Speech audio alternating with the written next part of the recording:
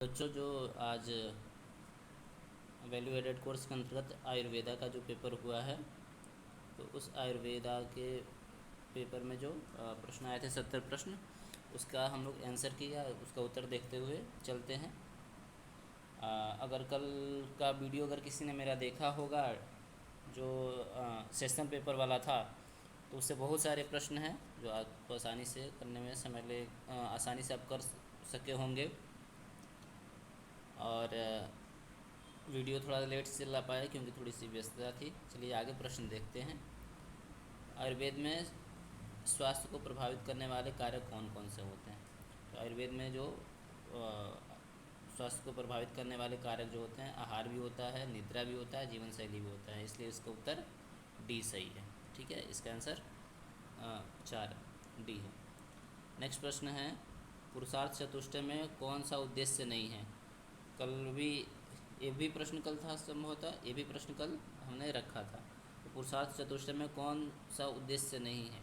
तो पुरुषार्थ चतुष्टय में धर्म, इसमें आता है धर्म, अर्थ, काम और मोक्ष।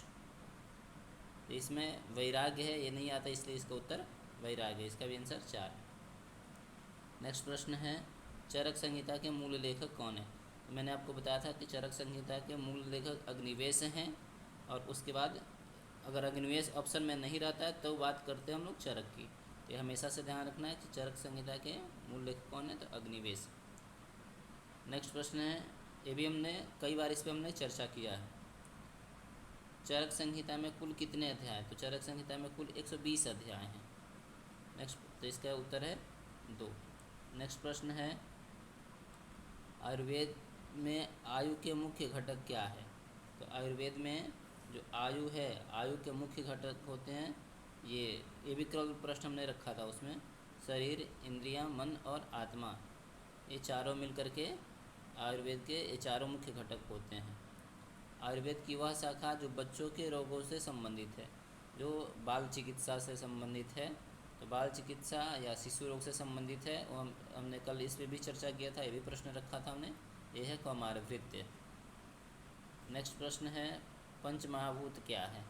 तो पंचमहाभूत आपको पता ही है, ब्रह्मांड के 5 तत्व हैं जिनको पंचमहाभूत कहा जाता है। उसमें पृथ्वी, जल, तेज, वायु, आकाश, ये 5 आते हैं। नेक्स्ट प्रश्न है, उष्ण गुण किस दोष से संबंधित है? 3 प्रकार के दोष होते हैं। 3 प्रकार के दोषों में जो उष्ण गुण वाला जो दोष होता है वह पित्त होता है, इसलिए इसका उत्तर 2 सही है। नेक्स्ट प्रश्न है, प्रत्यक्ष एक प्रमाण है जो दर्शाता है। तो प्रत्यक्ष एक जो प्रमाण है वो दर्शाता है किसको? तो प्रत्यक्ष प्रमाण हमेशा प्रत्यक्ष ज्ञान को दर्शाता है, इसलिए इसका उत्तर क्या है? प्रत्यक्ष ज्ञान। नेक्स्ट प्रश्न है, प्राचीन ग्रंथों में आयुर्वेद को किस रूप में जाना जाता है? तो प्राचीन ग्रंथों में जो आयुर्वेद है, आयुर्वेद को हमेशा ये साइंस ऑफ लाइफ यानी कि जीवन का विज्ञान के नाम से इसको कहा जाता है। कहीं कहीं औषधियों का विज्ञान भी कहा जाता है, लेकिन ये जीवन का विज्ञान आयुर्वेद इत्यादि के लिए प्रयोग किया जाता है हमेशा से। वह सिद्धांत जो कार्य, आराम, व्यायाम और विश्राम में संतुलन की बात करता है। ये जो संतुलन की बात करते हैं, तो संतुलन की बात किस में करते हैं? तो संतुलन की बात ये जो 3 ये सब है, ये त्रयोपस्तंभ में किया जाता है। ये प्रश्न नया है, इस पर हमने चर्चा नहीं किया था। त्रयोपस्तंभ तो आया था, लेकिन उस पर हमने चर्चा नहीं की। अब आते हैं नेक्स्ट प्रश्न में, आयुर्वेद में शारीरिक त्रिदोष कौन कौन से हैं? तो त्रिदोष आपको पता ही है, वात, पित्त और कफ, ये 3 दोष कहे जाते हैं आयुर्वेद के। नेक्स्ट प्रश्न है, मानसिक दोषों का चिकित्सा में मुख्य उपाय क्या है? जो मानसिक दोष है, तो उन मानसिक दोषों के चिकित्सा में मुख्य उपाय क्या है? तो ध्यान और आत्मचिंतन। ध्यान और आत्मचिंतन इसका मुख्य उपाय है। नेक्स्ट प्रश्न है 14वां, यथार्थ वस्तु की अनुभूति को क्या कहा जाता है? यथार्थ वस्तु यानी कि जो वस्तु जैसा है उसको वैसा ही अनुभव करना क्या कहलाता है? तो यथार्थ वस्तु की अनुभव को यथार्थ अनुभव कहा जाता है। ये इसको उत्तर। नेक्स्ट प्रश्न में आते हैं, कौन सा अग्नि प्रकार संतुलित और आदर्श माना जाता है? तो आदर्श, कौन सा अग्नि का प्रकार संतुलित और आदर्श? तो संतुलित, समान अग्नि ही संतुलित और आदर्श कही जाती है, इसलिए इसका उत्तर है 3 या। नेक्स्ट प्रश्न है, पित्त प्रकृति में किस प्रकार की अग्नि बताई जाती है? जो पित्त प्रकृति होती है, तो पित्त प्रकृति में हमेशा तीक्ष्ण अग्नि होती है, इसलिए इसका उत्तर क्या है? तीक्ष्ण अग्नि। नेक्स्ट प्रश्न है, पंचतंत्र पुस्तक किसके लिए प्रसिद्ध है? तो पंचतंत्र में अच्छी अच्छी कहानियाँ हैं और उस कहानियाँ के आधार पर शिक्षा ग्रहण की जाती है, इसके कहानी आधारित शिक्षा के लिए प्रसिद्ध है। नेक्स्ट प्रश्न है, शारीरिक और मानसिक दोषों की कुल संख्या कितनी है? तो शारीरिक और मानसिक जब दोनों दोष की बात करते हैं तो इसकी संख्या हो जाती है 5। शारीरिक दोष 3, वात पित्त कफ, और मानसिक दोष 2। शारीरिक दोष कितने हैं? 3, और मानसिक दोष कितने हैं? 2। तो हो जाता है इसका आंसर ये 5। चलिए नेक्स्ट प्रश्न में आते हैं। अच्छा, इसमें आता है कि शारीरिक दोष में आपको तो पता ही है, वात पित्त और कफ ये शारीरिक दोष में आते हैं, और रज और तम ये मानसिक दोष में आते हैं। तो ये 5 इसमें आ जाते हैं। नेक्स्ट प्रश्न में आ जाते हैं, उभयेंद्रिय किसे कहा जाता है? उभयेंद्रिय मन को कहा जाता है, ये भी प्रश्न आप लोगों को पता होगा। उभयेंद्रिय का अर्थ होता है यानी कि जो एक्शन ऑर्गन होते हैं और सेंस ऑर्गन होते हैं, दोनों मिला करके दोनों में काम आते हैं, तो वह मन होता है। नेक्स्ट प्रश्न है, निम्न में से कौन सा एक नास्तिक दर्शन है? तो नास्तिक दर्शन चार्वाक दर्शन, चार्वाक बौद्ध जैन ये 3 नास्तिक दर्शन है, तो इसमें चार्वाक आंसर यहाँ होगा। नेक्स्ट प्रश्न है, आयुर्वेद में निम्न में से कौन सा धातु नहीं है? तो इसमें रक्त भी, रस भी धातु है, मांस भी है, मेद भी है, मूत्र जो है वह धातु में नहीं आता। नेक्स्ट प्रश्न है, आयुर्वेद में शरीर में कितने प्रकार के धातु होते हैं? तो शरीर में आपको पता ही है कि 7 प्रकार के धातु कहे गए हैं, तो सप्त जो धातु है उसका उल्लेख इसमें किया गया है। नेक्स्ट प्रश्न है, ज्ञानेंद्रियों की संख्या कितनी है? ज्ञानेंद्रियों की संख्या मैंने कल वीडियो में बताया था कि 5 ज्ञानेंद्रिय हैं, जिनसे यानी कि सेंस 5 जो सेंस ऑर्गन है वही 5 ज्ञानेंद्रिय हैं, चक्षु, नेत्र, घ्राण, रसन, ये सब। नेक्स्ट प्रश्न है, निम्नलिखित में से कौन आयुर्वेद की शास्त्रीय शाखा नहीं है? तो कौन सी शास्त्रीय शाखा? तो देखिए, काय चिकित्सा है, शल्यतंत्र है, शालक्य तंत्र भी है, रेडियोलॉजी ये नहीं है, तो इसका उत्तर क्या है? रेडियोलॉजी। नेक्स्ट प्रश्न है, निम्नलिखित में से कौन रोगों का अधिष्ठान नहीं है? तो रोगों का अधिष्ठान शरीर, रोगों का अधिष्ठान करता है जहाँ रोग नहीं होता है। तो शरीर में रोग होता है, मन में भी रोग होता है, तो इसका उत्तर क्या हो जाएगा? आत्मा। यह इसमें रोग नहीं होता, आत्मा कभी रोगी नहीं होता, इसलिए इसका उत्तर क्या है? 3। नेक्स्ट प्रश्न है, आयुर्वेद में पदार्थ की संख्या कितनी मानी जाती है? तो आयुर्वेद में पदार्थ की संख्या 6 है। कौन कौन से? द्रव्य, गुण, कर्म, सामान्य,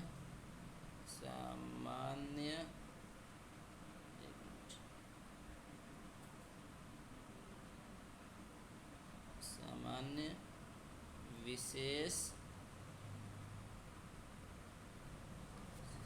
और समवाय। ये इसमें क्या है? ये इसके 6 पदार्थ माने जाते हैं। कहीं कहीं 5 पदार्थों का भी उल्लेख मिलता है। वो जो पंचमहाभूत है, पंचमहाभूत को कहीं कहीं इसमें 5 पदार्थों के नाम से उल्लेख किए गए हैं, लेकिन ये उतना सही प्रतीत नहीं होता है। आयुर्वेद के अनुसार पदार्थों की संख्या यह 6 ही मानना उचित रहेगा हमारे अनुसार और शास्त्रों के अनुसार भी। नेक्स्ट प्रश्न है, प्रातःकाल जागने का सर्वश्रेष्ठ मुहूर्त कौन सा है? तो सर्वश्रेष्ठ मुहूर्त पता ही है, घर दादाजी लोग कहते हैं कि ब्रह्म मुहूर्त में जगा करो सुबह 4 बजे, तो ये ब्रह्म मुहूर्त जो होता है वह सर्वश्रेष्ठ मुहूर्त होता है। नेक्स्ट प्रश्न है, क्रियाकाल की संख्या कितनी होती है? जो क्रियाकाल की संख्या है वह कितनी है? तो क्रियाकाल की संख्या छेक बताई गई है। इसके बारे में हमने कल बताया था, षड्क्रिया, जो षड्क्रिया है, तो षड्क्रिया को लेकर के हमने कल उस वीडियो में प्रश्न रखा था। नेक्स्ट प्रश्न, आयु के पर्यायवाची क्या है? तो आयु के, अच्छा, इस प्रश्न में थोड़े संदेह भी है। धार्य तो नहीं है बिल्कुल, नित्यक भी नहीं है, सब, तो ये जब दोनों नहीं है तो सभी नहीं है। अनुबंध के लिए कहीं कहीं प्रयोग आया है आयु के लिए, तो अनुबंध इसका आंसर तो सही होगा, लेकिन यथार्थ देखा जाए तो बिल्कुल सटीक वाला इसमें से कोई नहीं है।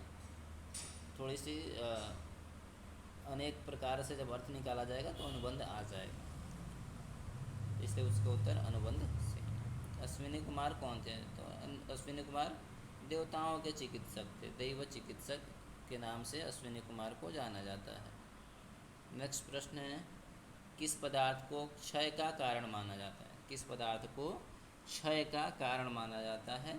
तो जो विशेष ये पदार्थ है, विशेष पदार्थ को क्षय का कारण माना जाता है। अब देख लीजिए यहाँ पर पदार्थ के रूप में ये विशेष गुण सामान्य कर्म आ रहा है, इसलिए जो पीछे पदार्थ की बात कर रहे थे तो पदार्थ की संख्या 6 बताई गई। चलिए अब आ जाते हैं नेक्स्ट प्रश्न में। मर्म वे बिंदु होते हैं जहाँ चोट लगने से मृत्यु भी हो सकती है, पीड़ा भी हो सकता है, विकलांगता भी आ सकता है, यानी कि उपरोक्त सभी हो सकते हैं, तो इसलिए इसका उत्तर 4 सही है। नेक्स्ट प्रश्न है, आयुर्वेद का उद्देश्य क्या है? तो स्वस्थ व्यक्ति के स्वास्थ्य की रक्षा करना, रोगी व्यक्ति के रोग की चिकित्सा, ये दोनों ही है, यानी कि इसका उत्तर सही है 3, ए और 1 और 2 दोनों। नेक्स्ट प्रश्न है, चिकित्सा पुरुष में कितने धातु हैं? तो चिकित्सा पुरुष में 10 धातुओं का उल्लेख मिलता है, ठीक है, तो चिकित्सा पुरुष में 10 धातुएं कही गई हैं। नेक्स्ट प्रश्न आते हैं, आयुर्वेद की वह शाखा जो नेत्र, कर्ण, नासिका, गला रोग इत्यादि का अध्ययन करते हैं। तो शालक्य तंत्र में ये सारी चीज़ों का अध्ययन किया जाता है। जो शालक्य तंत्र है, यानी कि गर्दन से ऊपर का भाग का जो भी है उसका अध्ययन शालक्य तंत्र में किया जाता है। ये प्रश्न रिपीटेड है, एक बार और आएगा। आयुर्वेद में औषधि विकास के लिए सहायक विभाग कौन सा है? तो आयुर्वेद में औषधि विकास के लिए जो सहायक विभाग है वह कौन सा है? तो इसमें औषधियों का रसायन, यानी कि मेडिकल केमिस्ट्री, तो औषधियों का रसायन है इसका, औषधि के विकास के लिए इसका सहायक भाग है। चलिए अब आते हैं नेक्स्ट प्रश्न में, आसव और अरिष्ट क्या है? आसव और अरिष्ट क्या है? तो आसव और अरिष्ट ये दोनों है नेचुरल फॉर्म्ड लिक्विड है, ठीक है। और आसव और अरिष्ट जो है वो जो प्राकृतिक आते हैं, जैसे बहुत सारे अरिष्ट आते हैं, एलोवेरा का आता है, विभिन्न प्रकार के आते हैं, पतंजलि ने बहुत सारा निकाल रखा है, आसव भी निकाल रखा है, अरिष्ट भी निकाल रखा है, तो ये लिक्विड फॉर्म में होते हैं, उसी को कहते हैं आरव और अरिष्ट। चलिए अब आते हैं नेक्स्ट प्रश्न में, आयुर्वेद का कौन सा विभाग चिकित्सा वैधानिक विषयों से संबंधित है? तो इसका ऐसा कौन सा है, आयुर्वेद का वो कौन सा ऐसा भाग है जो चिकित्सा के वैधानिक और उसके विषयों से संबंधित है? तो इसका अगत तंत्र और व्यवहार आयुर्वेद ये इससे संबंधित है, तो इसका उत्तर है 1। नेक्स्ट प्रश्न है, औषध रसायन विभाग का मुख्य उद्देश्य क्या है? तो औषध जो रसायन है उसका मुख्य जो उद्देश्य है, आयुर्वेद में अनुसंधान भी है, आयुर्वेद में औषधियों का विकास करना भी है, आयुर्वेद में फाइटो का विश्लेषण भी है, अर्थात उपरोक्त सभी, इसका उत्तर 4 हो जाएगा। इस सभी आयुर्वेद ये रसायन विज्ञान के मुख्य उद्देश्य में आते हैं। अगला प्रश्न है, क्रियाकाल का उपयोग किसे समझने के लिए किया जाता है? तो जो क्रियाकाल है उस क्रियाकाल का जो है उपयोग रोग के प्रगति को समझने के लिए प्रयोग किया जाता है। तो क्रियाकाल का उपयोग रोग की प्रगति की अवस्था को समझने के लिए किया जाता है। नेक्स्ट प्रश्न है, आयुर्वेद का परम स्रोत कौन सा है? तो आयुर्वेद के परम स्रोत ब्रह्मा को माना जाता है। सबसे पहले ब्रह्मा से आयुर्वेद की उत्पत्ति हुई, ब्रह्मा ने प्रजापति को पढ़ाया, प्रजापति ने फिर अश्विनी कुमारों को बताया, तो एक क्रम से आ जाता है। फिर अश्विनी कुमार ने इंद्र इत्यादि को कहो कि सबसे पहले आते हैं ब्रह्मा, फिर आते हैं प्रजापति, फिर आते हैं अश्विनी कुमार। तो आयुर्वेद के जो परम स्रोत हैं वो कौन है? वो जाते हैं ब्रह्मा। नेक्स्ट प्रश्न है, रोगों का अधिष्ठान क्या है? रोग जो होते हैं उन रोगों के जो अधिष्ठान हैं वो क्या होते हैं? तो रोग कहाँ कहाँ हो जा सकते हैं? पीछे प्रश्न आया है, अभी हम लोग इस पे बात किए हैं, जहाँ पर शरीर, मन और आत्मा था, वहाँ पूछा था कि रोगों का अधिष्ठान कौन नहीं है।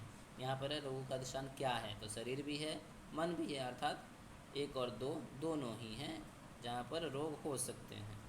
जो शरीर में होते हैं शारीरिक रोग, जो मन में होता है वो मानसिक रोग। चलिए, धन्वंतरी जयंती किस रूप में मनाई जाती है? तो धन्वंतरी की जो जयंती है वो आयुर्वेद दिवस के रूप में, राष्ट्रीय आयुर्वेद दिवस के रूप में मनाया जाता है।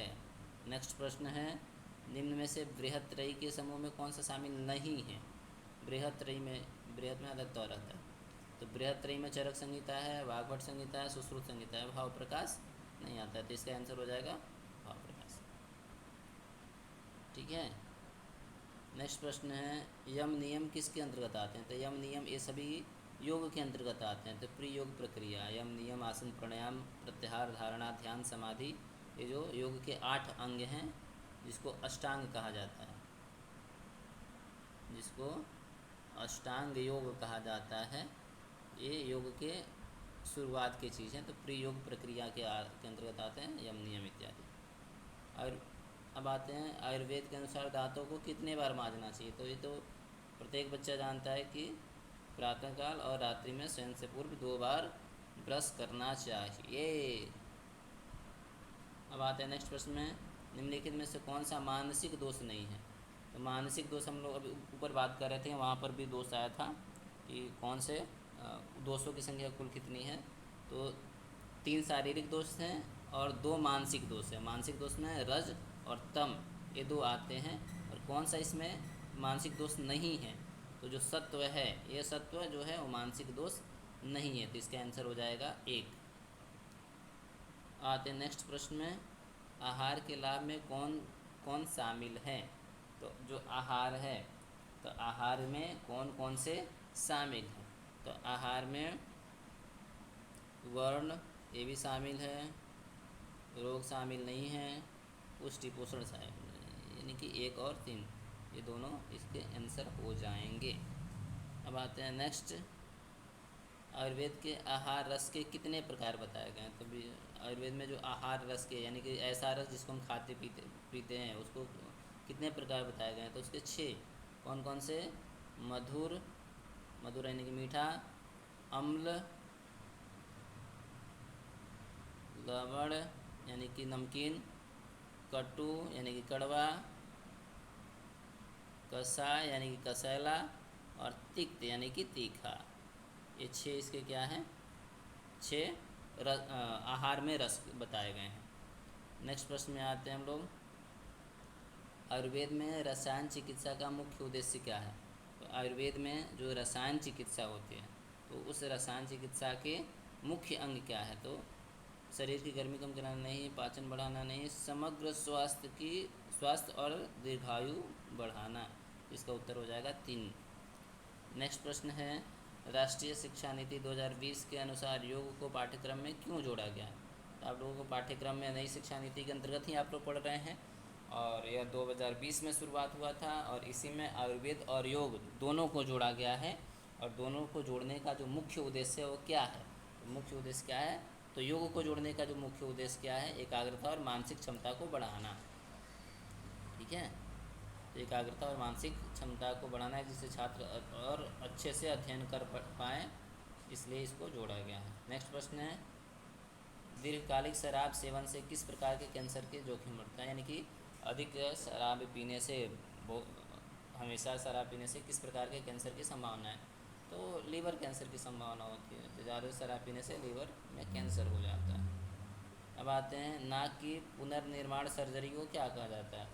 तो जो नाक के पुनर्निर्माण सर्जरी, यानी कि फिर से नाक में सर्जरी हुआ, उसको फिर से सर्जरी करना, इसको क्या बोलता है? तो राइनोप्लास्टी इसको बोलते हैं। राइनोप्लास्टी इसको कहा जाता है, नाक के पुनर्निर्माण सर्जरी को। नेक्स्ट प्रश्न है, निम्नलिखित में से आयुर्वेद किस वेद का उपवेद माना जाता है? तो उसका ऋग्वेद का है आयुर्वेद। कई जगह थोड़ा सा विवादित प्रश्न के अंतर्गत भी आता है, कि आयुर्वेद किस वेद का उपवेद माना जाता है। कई पुस्तकों में अथर्ववेद का उपवेद भी आयुर्वेद को कहा गया है। आयुर्वेद को अथर्ववेद का भी उपवेद कहा गया है, ठीक है।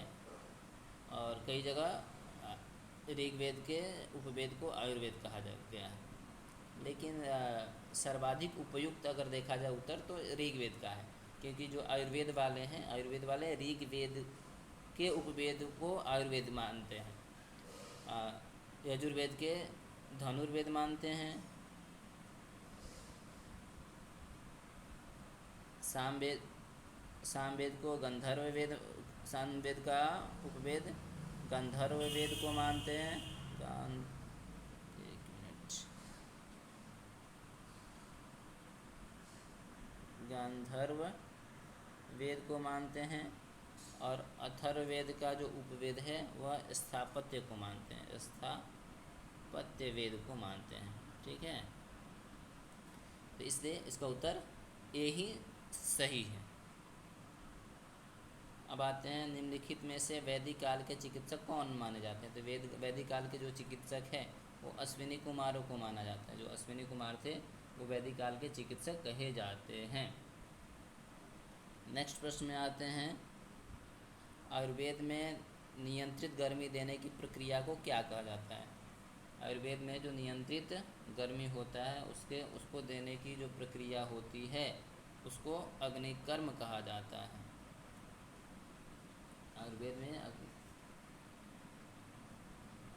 आयुर्वेद में नियंत्रित गर्मी देने की प्रक्रिया को अग्निकर्म कहा जाता है।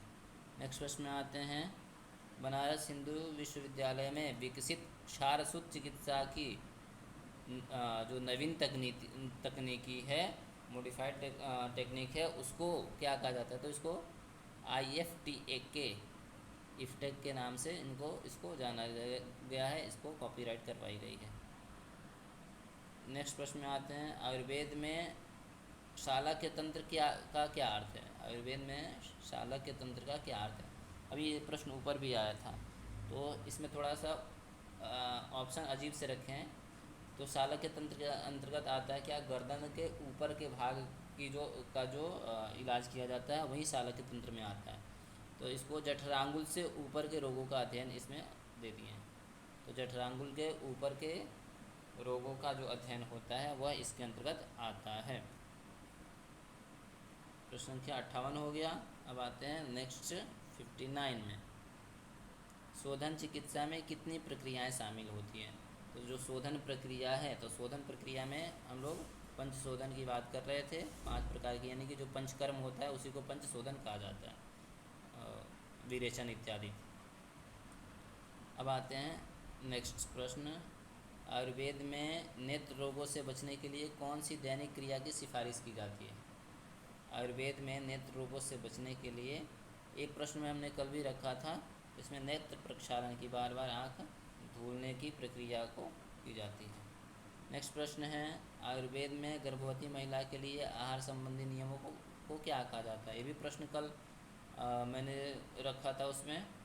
तो आयुर्वेद में गर्भवती महिला के लिए आहार संबंधित नियमों को गर्भिणी परिचर्या के नाम से जाना जाता है, गर्भिणी परिचर्या कहा जाता है। नेक्स्ट प्रश्न है, इंद्रियों द्वारा प्रत्यक्ष ज्ञान को क्या कहते हैं। तो इंद्रिय के द्वारा प्रत्यक्ष ज्ञान को प्रत्यक्ष कहा जाता है। नेक्स्ट प्रश्न है, नए रासायनिक अणु को चिकित्सकीय रूप में पहचानने की प्रक्रिया क्या कही जाती है। तो औषधीय खोज कही जाती है और औषधीय विश्लेषण, इसके बारे में मैंने कल भी बताया था कि औषधीय खोज भी कहा जाता है, ये भी प्रश्न कल रखा था। औषधीय खोज भी है, औषधीय विश्लेषण भी नाम आता है। तो इसमें उत्तर आप एक ए भी हो सकता है और 3 भी हो सकता है।